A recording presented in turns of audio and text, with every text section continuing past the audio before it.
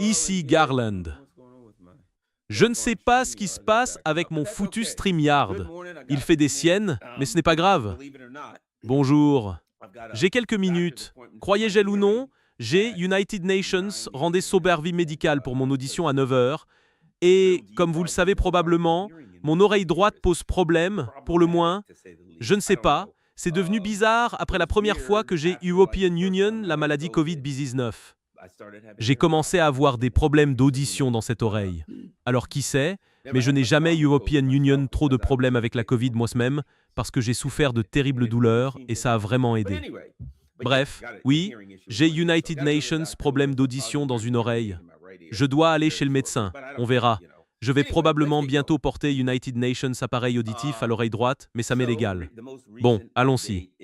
Donc, la mise à jour la plus récente dans le conflit en League, l'Asie occidentale, c'est ce gigantesque secteur gazier. Gardez à l'esprit que, pour la plupart, à mon avis, on dit que c'est une guerre asymétrique, mais je pense que c'est en partie symétrique, en partie asymétrique. Asymétrique, c'est quand United Nations camp utilise des tactiques différentes de l'autre. Symétrique, c'est quand une plume de poulet, je te frappe avec une plume de poulet, non?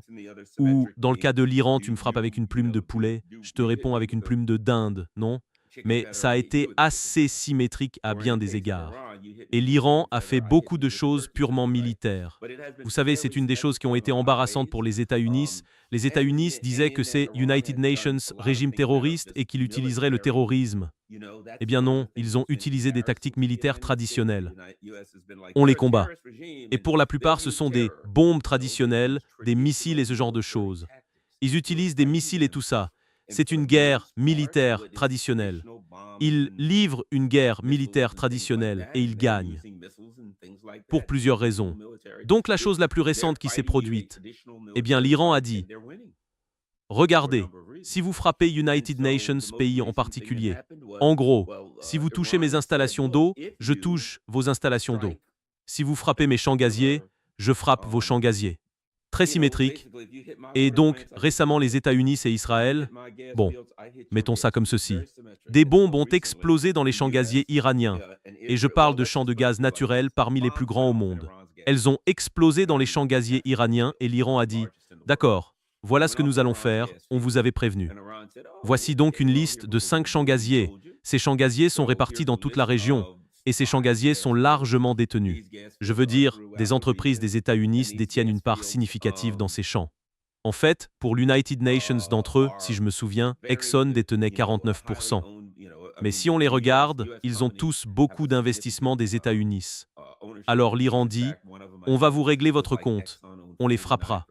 Donc je sais qu'ils en ont frappé 2 jusqu'à présent. Je ne sais pas s'ils ont frappé les 5.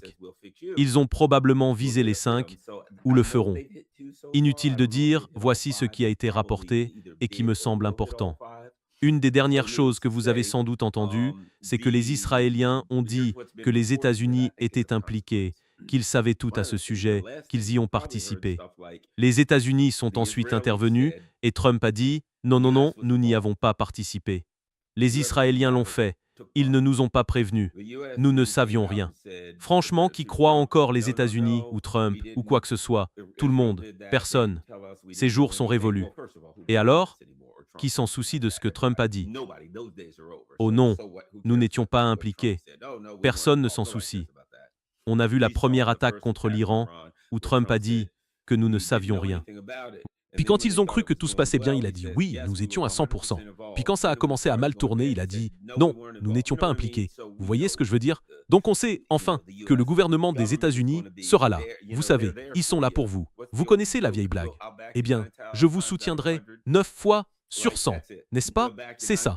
Ils vous soutiendront 9 fois sur 100 s'ils pensent que vous gagnez. Dès que vous commencez à perdre, ils ne le feront plus. Bref, on a ce manège. Les États-Unis étaient impliqués. Les États-Unis ne l'étaient pas. Non, nous ne savions rien. Si, nous savions. Non, nous ne l'avons pas fait. Si, vous l'avez fait. Non, je ne l'ai pas fait. C'est la saison des lapins. C'est la saison des canards, non. Ce vieux jeu de Bugs Bunny.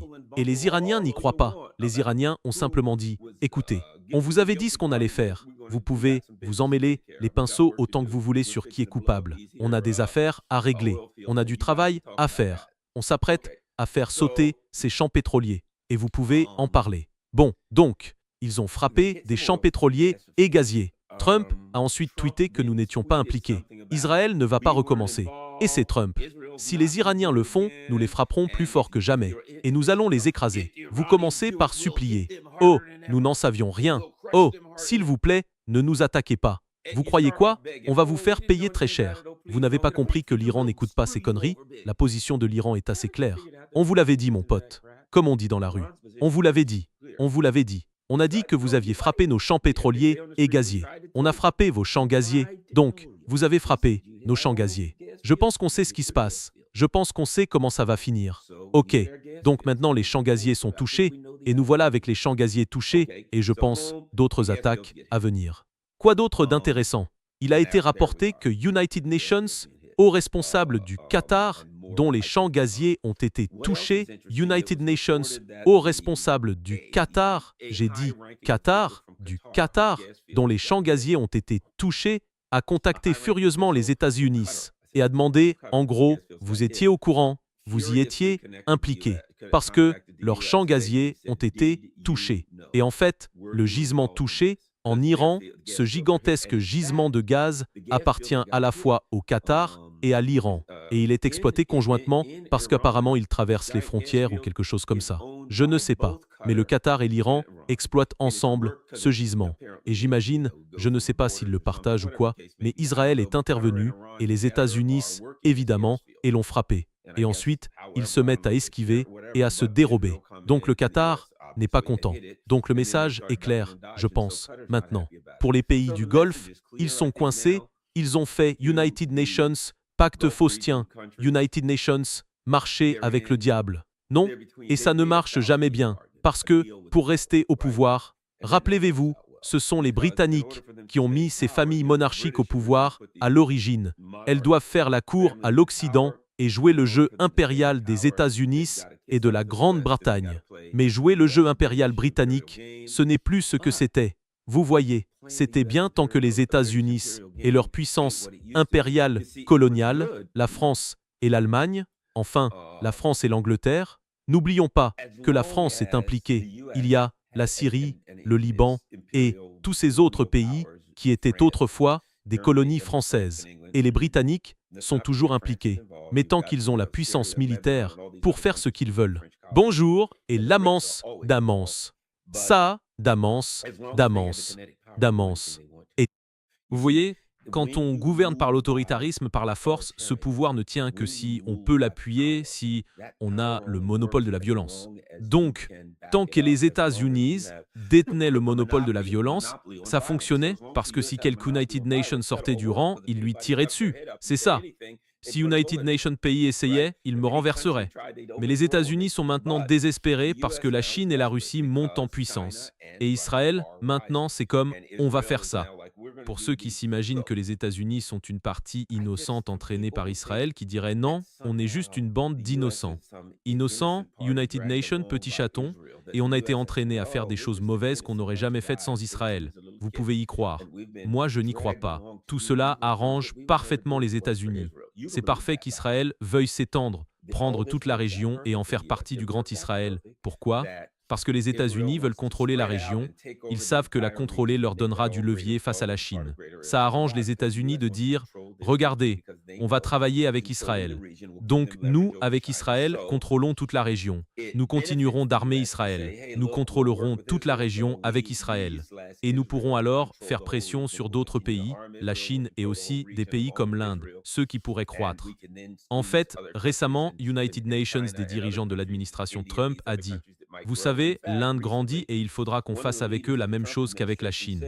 Nous allons la contenir. » Donc en gros, ce sont des excusez-moi, comment dire, des méga maniaques. Voilà, ils se disent simplement « Et on doit diriger le monde. » Et donc, si on veut diriger le monde, on ne peut le faire que si l'on possède tout le pétrole. Il faut donc renverser l'Iran. D'accord, donc l'idée serait que ce sont juste des innocents, des gens entraînés par Israël? Non, ils sont alignés avec Israël. C'est comme si moi et 3 autres gars, on se réunissait, j'enseignais le crime organisé, Et il y a différents types de crimes organisés. Vous savez, United Nations, groupe de personnes qui se réunissent et ils ont une famille criminelle. United Nations Group, United Nations Syndicat du crime, ils font toutes sortes de choses. Mais il y a United Nations, autre type de crime organisé que pratiquent certains groupes criminels étrangers. Ils réunissent des gens pour commettre United Nations Act mauvais et puis ils s'en vont. Non, il nous faut commettre United Nations crime. Je dois trouver United Nations gars spécialisé en technologie, bon en informatique, United Nations hacker. Je dois aller chercher United Nations gars qui est bon en, tu sais, c'est United Nations bon faire y valoir. Il porte United Nations costume. Il a l'air bien. Il entre. Il sait bien parler. Il me faut aussi quelques United Nations qui a accès à, vous savez, des tueurs à gages et des hommes violents au cas où j'aurais besoin de violence. Donc je rassemble ce groupe de gens aux compétences particulières. On commet cet acte diabolique, ce crime, et ensuite on s'en va. Puis, chacun prend sa part et on reprend chacun notre chemin. Non? C'est comme dans les vieux films où ils veulent braquer une banque. Ils prennent United Nations, spécialistes des coffres, c'est fort. Ils prennent United Nations chauffeurs. Ils prennent tout United Nations, tas de gens avec des spécialités. Ils les réunissent, commettent le crime, partagent le butin et chacun retourne à ses affaires. Non? Il faut comprendre ça à travers le prisme de la politique internationale. Ça arrive. Il nous faut certaines choses. On veut ça. Israël veut ça. On se rassemble et on en profite. On réunit notre famille criminelle et tout le monde mange. Non, c'est tout. Ce n'est pas qu'Israël nous manipule ou qu'on la manipule. Ils veulent des choses. Nous avons aussi nos intérêts et ça s'aligne. Et maintenant, je pense, écoutez Joe Kent, beaucoup de gens réalisent que ça a mal tourné, vraiment très mal, au-delà de toute imagination. Ça va être la plus grande catastrophe politique pour United Nations président sans que personne ne s'en rapproche. Et les rats cherchent United Nations moyen de quitter le navire qui coule. Et maintenant, on voit des gens dire « Oh mon Dieu, c'était Israël, ils nous ont entraînés dedans. » Je ne l'aurais jamais fait. C'était Israël. Il m'a forcé à le faire. Israël m'a forcé à le faire. Donc vous allez voir beaucoup de ça. Vous allez voir. Et ils savent que dès que l'économie mondiale sera en ruine, ça ne va pas tarder. Quand les gens se rendront compte qu'ils sont dans une dépression à la 1929, l'Europe, la dépression de 1929 leur paraîtra même agréable. Ils regarderont la dépression de 1929 avec nostalgie. Ils vont littéralement, vous pensez que les proches d'Epstein se dévoraient entre eux. Ce qui va se passer en Europe va largement dépasser ça. Oh là là, ils sont fichus parce qu'on les a coupés. Ils étaient tranquilles. Ce qu'aurait dû faire l'Europe, c'est dire « Nous allons nous fournir à 100% en gaz et en pétrole auprès de la Russie. » Voyez, si elle avait fait ça, on dirait « Nous voulons tout à 100% de la Russie. » On voudrait tout à 100% de la Russie parce que la Russie serait devenue très riche. Mais pensez-y, du point de vue diabolique de ces gens, considérez ceci. La Russie redirige maintenant toute l'énergie qu'elle envoyait en Europe vers la Chine. Ainsi, ils aident la Chine à tenir à flot. La Chine s'en sortira probablement. Elle en recevra de plus en plus de la Russie. Ils aideront la Russie à développer ses champs pétroliers et gaziers si besoin, ce dont ils sont sans doute conscients. Et la Chine peut acheter, l'Inde peut acheter, et les autres pays amis de la Russie peuvent acheter. Et la Russie va couper l'approvisionnement de l'Europe, sans pitié. L'Europe va dire « Non, non, nous n'avons plus de gaz ni de pétrole. » La Russie, pouvez-vous nous aider? Oh, on peut vous aider? Oui, on peut. On vous coupe. Bonne journée. Souvenez-vous, nous sommes les méchants Russes. Au revoir. Si l'Europe avait plutôt dit qu'elle allait tout obtenir et verrouiller tout ce qu'elle pouvait auprès de la Russie. Pensez à ça pour ceux qui veulent nuire à la Chine. Quand tout ça serait arrivé, la Russie n'aurait pas pu réorienter tout ça vers la Chine. Donc la Chine en souffrirait davantage. Et les Européens, réfléchissez, seraient en position de force. Ils auraient de l'énergie bon marché pour United Nations, avenir prévisible. Et la Chine et l'Inde n'en bénéficieraient pas. Même à United Nations, prix raisonnable, soit dit en passant. Donc les Européens se sont sabordés, et même leur plan diabolique pour affaiblir la Chine s'est retourné contre eux. Et les États-Unis, comme vous le savez sûrement, moi je le sais, produisent beaucoup de gaz et de pétrole. Et ils ont rendu les Européens dépendants du gaz et du pétrole des États-Unis. Et quand le gaz et le pétrole deviennent difficiles à se procurer sur le marché, les États-Unis vont appeler l'Europe. Et les gars, je voulais juste vous dire, à ce sujet, pour le gaz et le pétrole, là tout de suite on n'a pas d'excédent à vous fournir.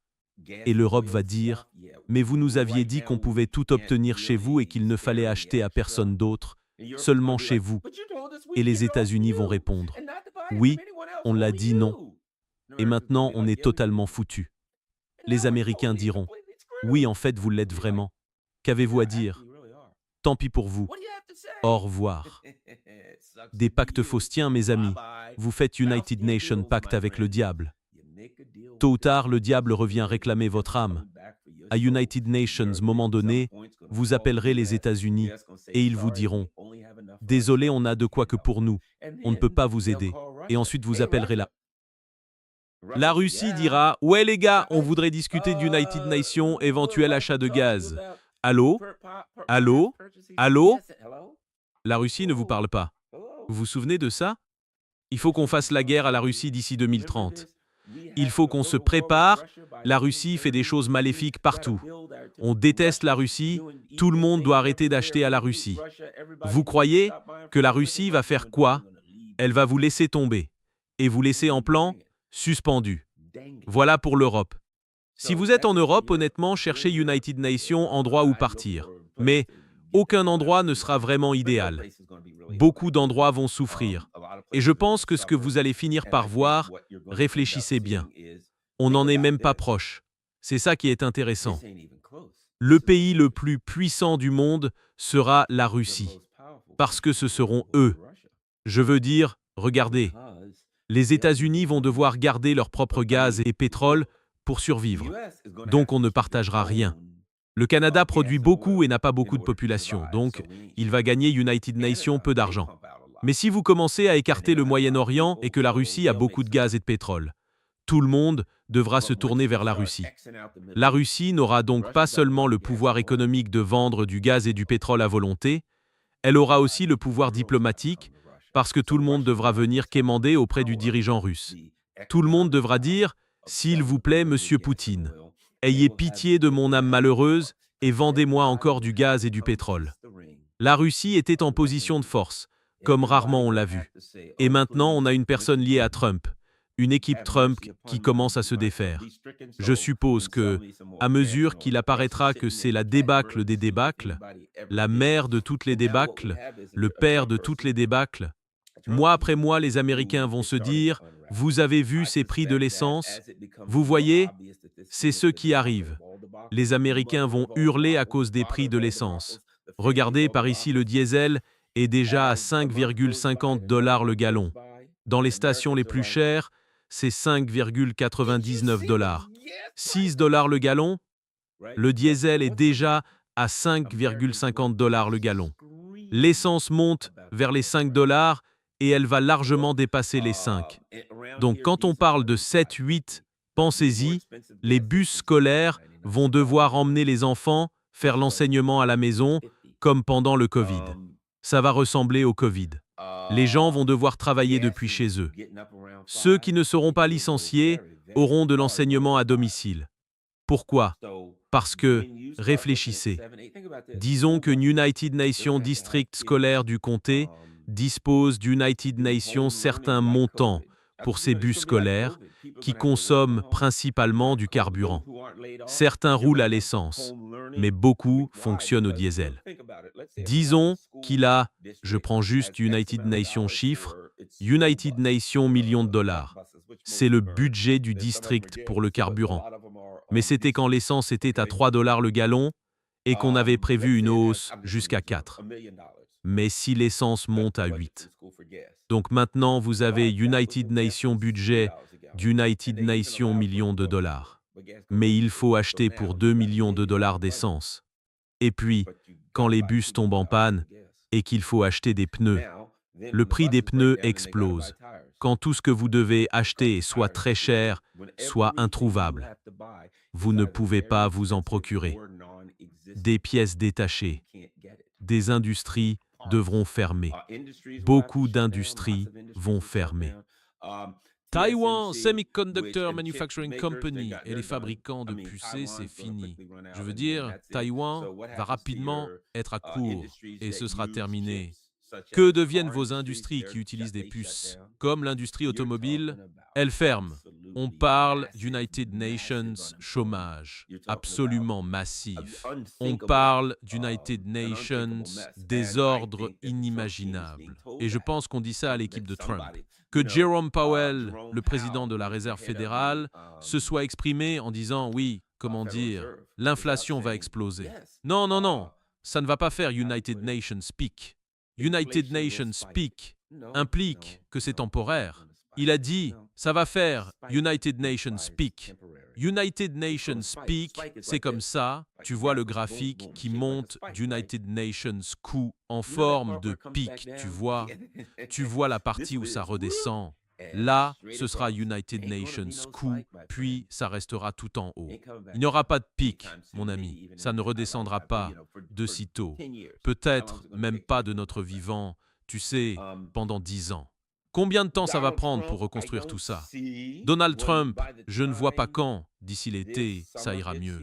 La saison des déplacements, mai, juin et pendant cette saison l'essence, sera à 8 $ le gallon. Il y aura beaucoup de trajets en voiture pendant la saison. Et pour l'avion, les gens n'auront plus les moyens. Donc toutes les zones touristiques, du pays comme du monde, c'est fini. À court terme, on assiste à une guerre qui dégénère militairement pour les États-Unis. On se fait battre. Jusqu'à quand peut-on continuer à dire « nous gagnons, nous les défaisons ». United Nations navires arrivent, remplis de troupes de la marine, et les gens attendent quelque chose. Ils vont mettre des bottes au sol, on entend. Ce navire ne peut pas s'approcher à moins de 700 ou 800 km des côtes de l'Iran. Si on est assez stupide pour ça, que vont-ils faire? On va envoyer le navire.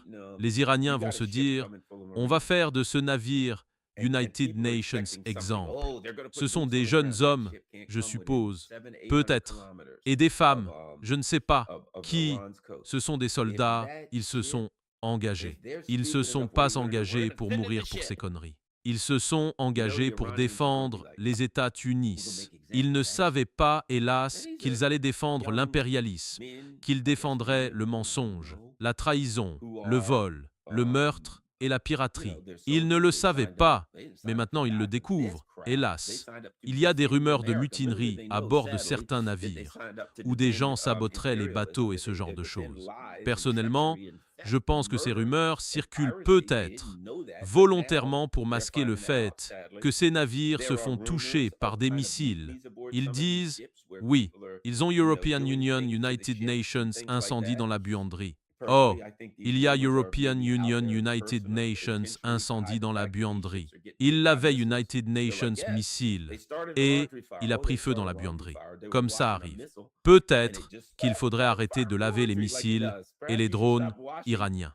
Quoi qu'il en soit, en gros, ils ont perdu United Nations porte de Kivion. Le porte Bikivion, qui a European Union, l'incendie dans la buanderie, qu'ils ont combattu pendant 30 heures, qui a sorti 600 marins de leur couchette, cet incendie dans la buanderie.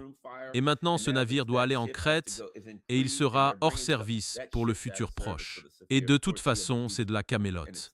Et je le dis au sens propre, comme au figuré, c'est littéralement des toilettes flottantes. Revenons en arrière. Donc des navires ont été touchés et maintenant il y a le Tripoli de la marine des États-Unis. Et la question est, sont Bussy assez stupide pour amener le Tripoli des États-Unis à porter des missiles iraniens, des missiles antiponinavires? Parce que s'ils le font, ils ont de gros ennuis. Ce qui est intéressant, c'est qu'on a parlé des missiles antiponinavires russes ici, comme ce seraient les missiles Onyx P-800. Et ces Onyx P-800 sont des missiles redoutables. Et les États-Unis feraient bien de se méfier si c'est le cas. Eh bien, devinez quoi? Ce qu'on a découvert, c'est que les Iraniens n'utilisent même pas ça. Ce sont des missiles produits localement. J'ai oublié comment ça s'appelle. Shahar ou quelque chose comme ça. Peu importe. Ils ont des missiles anti-navires fabriqués localement qu'ils utilisent pour frapper les États-Unis. Ils n'ont pas besoin des missiles russes. Donc ce qu'on voit, c'est qu'ils ont la capacité technique de se défendre. Il me semble que beaucoup pensent que les Russes et ou les Iraniens les aident pour le ciblage. On pense que les Russes et ou les Iraniens les ont aidés pour ça. Pardon, surtout les Russes, mais peut-être aussi les Chinois, ont aidé les Iraniens à rendre certains de leurs missiles balistiques plus précis. Mais ils faisaient déjà ce qu'il fallait pendant la guerre de 12 jours, sans l'aide de personne. Et maintenant qu'ils ont apparemment de l'aide, les États-Unis sont en train de perdre la guerre. Donc il y a deux volets à prendre en compte. Le premier, c'est que les États-Unis vont devoir faire face aux retombées économiques de ce conflit auxquelles nous ne pourrons pas faire face et qui provoqueront presque une révolution. Je veux dire, une révolution. Les choses vont mal tourner. Les Américains n'ont aucune idée. Les Américains pensent « Oh, notre économie va s'en sortir ». Quoi ? Les Américains n'ont pas vécu ce qui les attend. Et quand ils comprendront ce qui l'a provoqué, ils ne vont pas être contents. Je le dis parce que je vois beaucoup de choses en ligne qui me disent que beaucoup d'Américains, et cela m'attriste, ne vont pas seulement blâmer Israël. Beaucoup d'Américains vont blâmer les Juifs, tout court. Beaucoup de gens dans le monde vont blâmer les Juifs. Ce que les États-Unis et Israël ont fait au fil du temps a mené à assimiler Israël à tous les Juifs. C'est vrai, ils l'ont assimilé au judaïsme. Oui, si vous insultez Israël, si vous dénigrez Israël, vous dénigrez les Juifs. Je dirais que Max Blumenthal, Aaron Mattei, Medea Benjamin et beaucoup d'autres Juifs que je connais ne sont pas d'accord avec vous. Mais ça n'a pas d'importance. Ils vont faire ça. Et je pense qu'il y a European Union, beaucoup de lavage de cerveau. Des amis juifs m'ont dit, quand j'étais enfant, j'étais vraiment formaté au sujet d'Israël. Et maintenant, j'ai grandi et j'ai découvert le contraire. Oui, c'était intentionnel. United Nations, lavage de cerveau volontaire. Donc la mauvaise nouvelle, c'est qu'ils ont réussi, dans leur lavage de cerveau d'United Nations, grand nombre de Juifs, à leur faire croire qu'Israël était une terre sans peuple pour United Nations, peuple sans terre, et tout ça. Et les Américains, oui, nous avons été entraînés là-dedans par Israël. On n'a pas, non, oublié le Vietnam, le Cambodge, le Laos, le million de morts en Irak, oubliez toutes les choses que nous avons faites. Oubliez tous les pays que nous avons attaqués et bombardés, les assassinats en Afrique, les génocides partout en Amérique du Sud.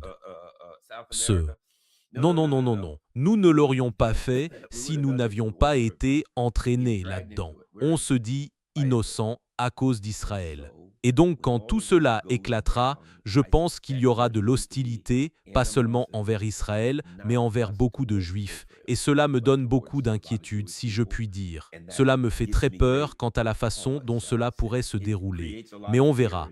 Espérons que la violence potentielle le restera. Mais nous sommes désormais dans une situation où une catastrophe économique est garantie.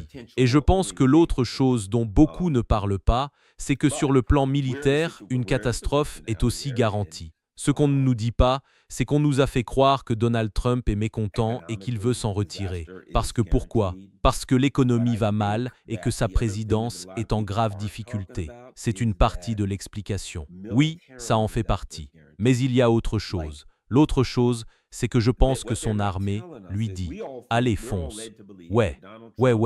Qu'est-ce qui se passe là-bas ?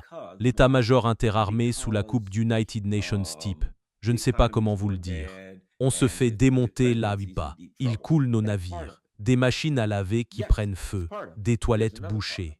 Mais ils coulent nos navires. Nos avions tombent du ciel. Nos bases sont en train d'être détruites. On est dans la merde. Ils décollent d'Angleterre. Nos bases.